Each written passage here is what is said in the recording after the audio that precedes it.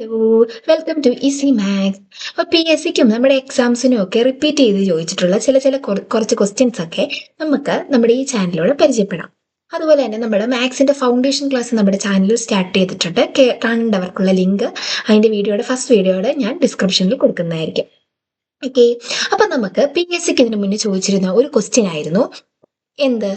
അനകസംഖ്യ എന്ന് പറയുന്നത്.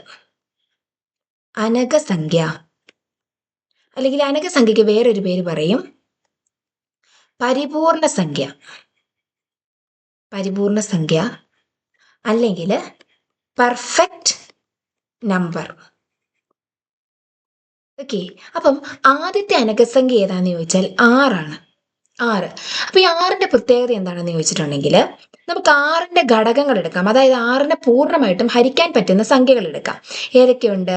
1 കൊണ്ട് ഹരിക്കാം, 2 കൊണ്ട് ഹരിക്കാൻ പറ്റും, 3 കൊണ്ട് ഹരിക്കാം, 4 കൊണ്ട് പറ്റത്തില്ല, 5 കൊണ്ടും പറ്റത്തില്ല, 6 കൊണ്ട് ഹരിക്കാം.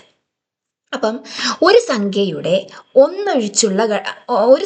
ആ സംഖ്യ ഒഴിച്ചുള്ള ഘടകങ്ങൾ, അതായത് ആ സംഖ്യനെ ഒഴിവാക്കി ബാക്കി ഘടകങ്ങൾ തമ്മിൽ കൂട്ടുക.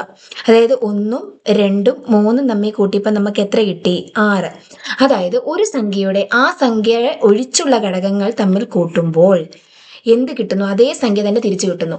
ഇത് നാച്ചുറൽ നമ്പേഴ്സിന്റെ കേട്ടോ. അങ്ങനെയാണെങ്കിൽ നമുക്ക് ആ സംഖ്യനെ വിളിക്കാൻ പറ്റുന്ന പേരാണ് അനകസംഖ്യ. അപ്പൊ ആദ്യത്തെ അനകസംഖ്യ എന്ന് പറഞ്ഞാൽ 6ആണ്. അപ്പൊ നമ്മുടെ അടുത്ത പെർഫെക്റ്റ് നമ്പർ എന്ന് പറഞ്ഞു കഴിഞ്ഞാൽ 28 കേട്ടോ. 28.